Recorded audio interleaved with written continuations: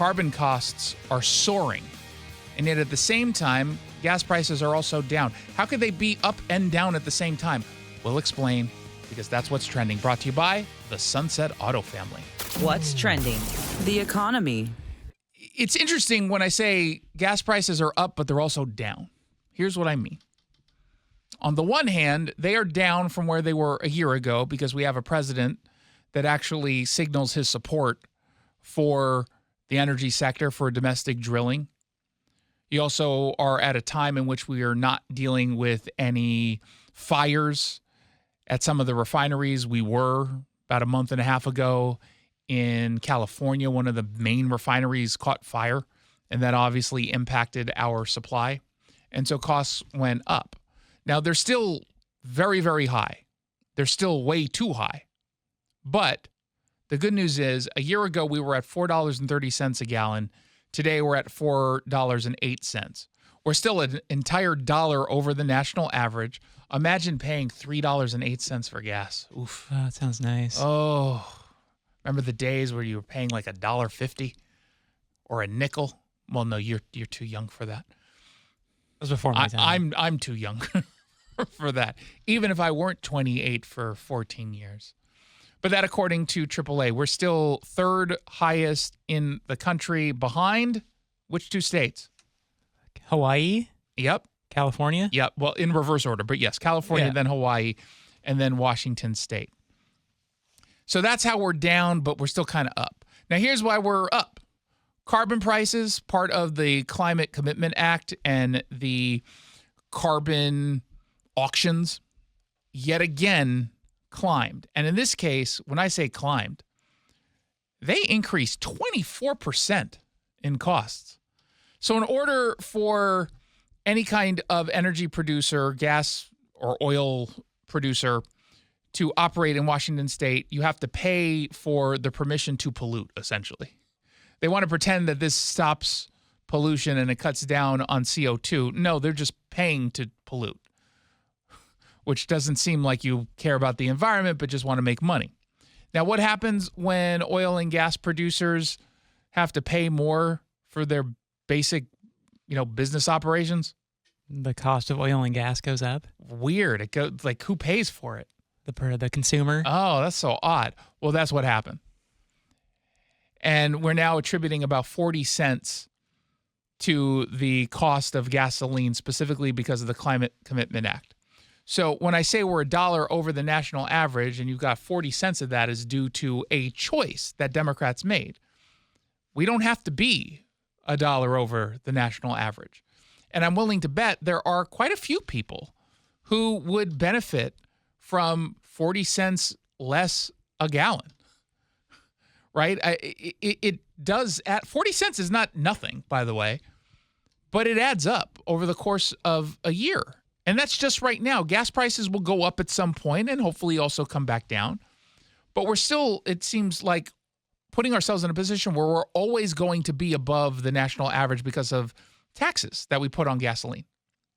Well, at the same time, of course, you're getting folks who will continue to push at the state legislative level for the pay by the mile scheme, where you will pay per mile your tax, mostly because there are too many people who either gave up on a car, or went with an EV, which means they're not at the state level generating as much revenue from the gas tax for projects, transportation projects that the state, frankly, will bungle anyway and spend more than they have to. So they need to make that up. So what are they doing? They're considering the pay by the mile. You think they're going to get rid of the taxes on gasoline at the same time? No. No, of course not. It's like when they tell us, oh, don't worry, we're just going to have this toll, like on the express toll lanes on 405, until we pay for it, until we pay for the project. You're never getting rid of that. Weren't we told at some point that the Tacoma Narrows Bridge toll would go away? That's still there. In fact, that one woman last week said she was getting overcharged for taking it. No new taxes ever go away. Taxes will always be there. That's just the way government operates. At least Democrat governments. Yeah. That's the truth. So on the one hand, you're dealing with higher carbon prices, and you're feeling it at the gas pump. On the other hand, you might also be getting hosed when it comes to what you think you're getting at the gas station, at the gas pump. The Weights and Measures program under the Department of Agriculture monitors how much fuel you're actually getting in relation to what you're paying. And the inspectors check the accuracy, safety, and quality of every single gas pump across the state to make sure that when you're filling up for 5 gallons, you're actually getting 5 gallons, not just paying for 5 gallons. And what they say over at Cairo 7 is that gas stations in the Puget Sound region aren't being checked regularly because of a shortage of pump inspectors. There's a shortage.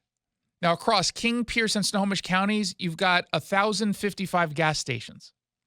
They're supposed to be inspected every 2 years or less, according to state law. But do we follow state law? No. No, usually not. And oftentimes, I'm surprised they didn't change this one because they're not meeting their own standards.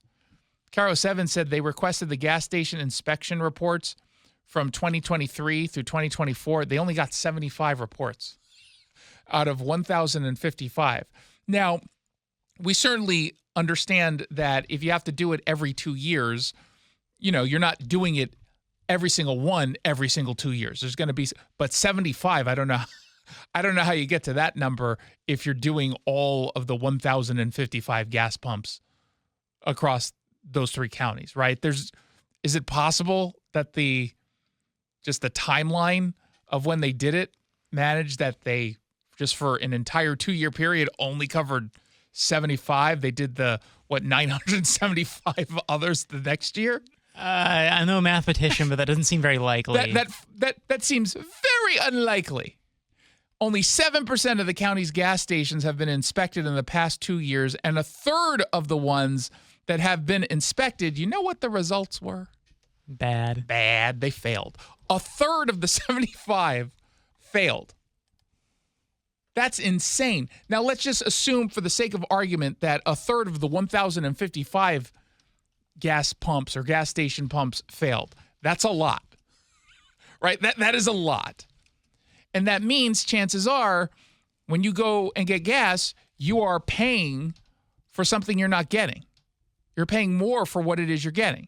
Now, the program manager for the Weights and Measures program from the state spoke with Cairo 7 TV and said the lack of inspections is all because of staffing shortages. Because we are short-staffed, we have not been able to make those inspections on that timely 18-month time frame. They're above or below the 0 marker. We have a tolerance in 6 cubic inches in either direction. It's usually a problem with the actual meter. It's not tampering or anything like that. If there's a problem with the accuracy of the meter, then they will write the station up with telling them what the problem was or the issue was as far as the accuracy part goes, and then give them 30 days to get that fixed.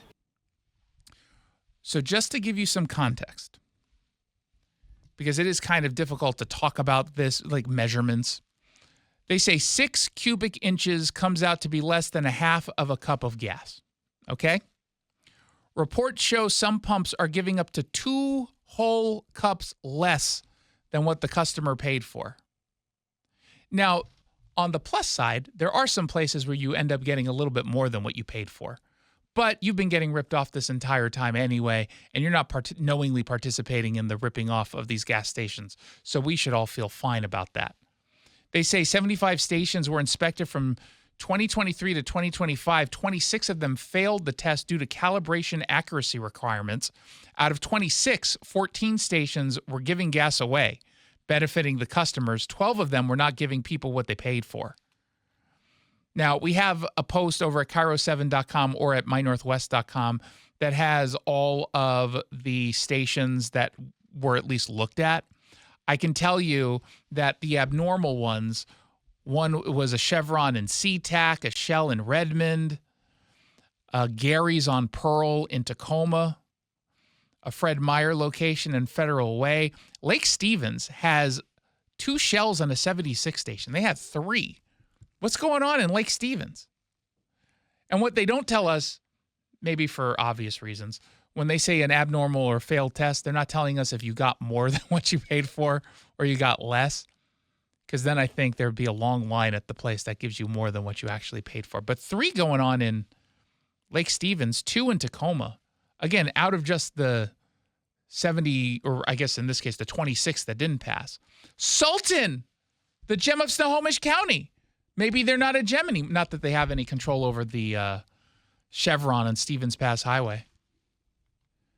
That's a shocker. Hopefully that one you're getting a little bit more because you're getting stuck in traffic. If you're driving through Sultan, in and out of Sultan, to Sultan, doesn't matter, you're getting stuck in traffic, right? Has there ever been a case in which the State Route 2 was not completely congested? Maybe at like 2 in the morning. I'm wondering if even 2 in the morning. Although in fairness, the only reason you're going through Sultan, if you're going through it, it's to get to Leavenworth or Index, right? In that direction. And you're kind of bringing the pain on yourself if you're choosing to go to Leavenworth, right? You're not going to find any parking there. Why go? Why drive? It's so charming, though. No, but it isn't. It really isn't. You want charming. You want a Bavarian. Go to Germany, where you'll actually get it. And their beer there is way better than in Leavenworth. Well, that's probably true, yeah. And you don't need to go find parking when you're in Germany because you're not renting a car. Mm-hmm.